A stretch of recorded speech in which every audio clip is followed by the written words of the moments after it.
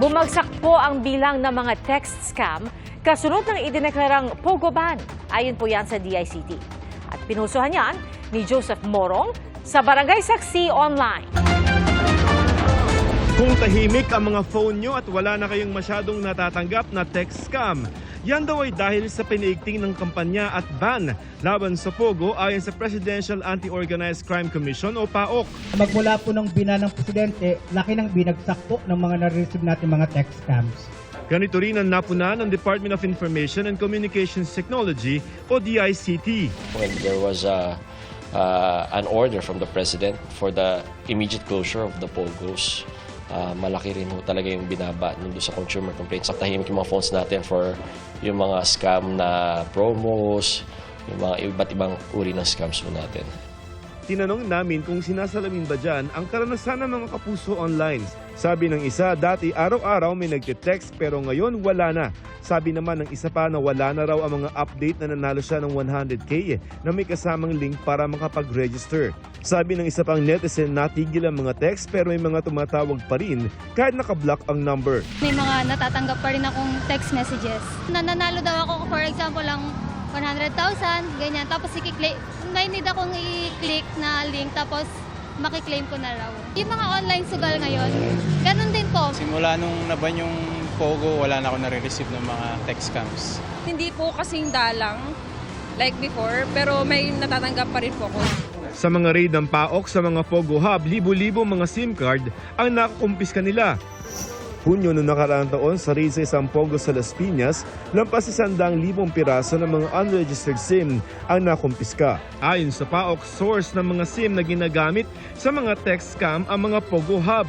Dito raw bumibili ng mga SIM ang mga nasa likod ng mga harassment, halimbawa ng mga online na pautang. Alam nila, nagsasara na yung mga Pogo. So, yun ang source nila ng ng mga SIM cards, pre-registered SIM cards. Sila yung may mga makina eh. Oo. That registers the SIM?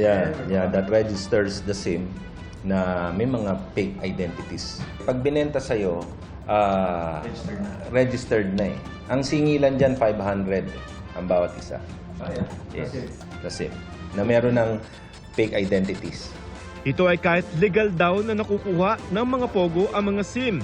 Nung mga blanco pa, yung mga deactivated pa, yung mga may numbers na siya but hindi pa siya registered. Sa mga sa mga legal telcos natin kasi nga sila nagbebenta sila ng maramihan doon. As to the registration, siyempre hindi na nila monitor. Sa ilalim ng Republic Act No. 11934 o SIM Card Registration Act, ang end user ang dapat magre-rehistro ng numero sa SIM card. Ito ang nakikitang butas ng PAOK sa batas. Wala raw kasiguraduhan na totoong tao ang inirehistro sa telco. Ayon sa DICT, audit nila ang proseso ng pagre-rehistro ng mga telecommunications company ng mga SIM card para malaman kung epektibo ba ito para maiwasan ang mga peking registration. Kahapon, isang kautusan na ang inilabas sa DICT Secretary Ivan John Uy para bumuo ng isang SIM Card Registration Annual Audit Task Force. Ilan sa mga ipinapagawa ni Uy sa task force ay beripikahin kung totoo ang mga pagkakakilanlan na nakarehis ng subscriber mula sa National ID System.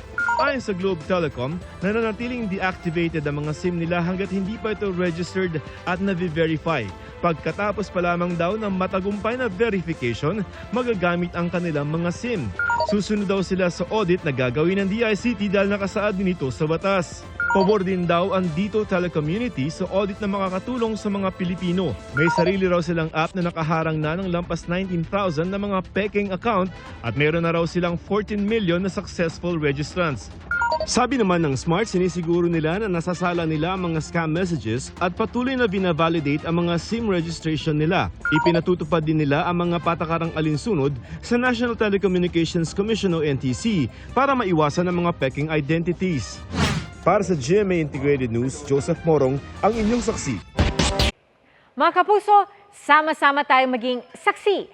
Mag-subscribe sa GMA Integrated News sa YouTube at para sa mga kapuso abroad, samahan niyo kami sa GMA Pinoy TV at sa www.gmanews.tv.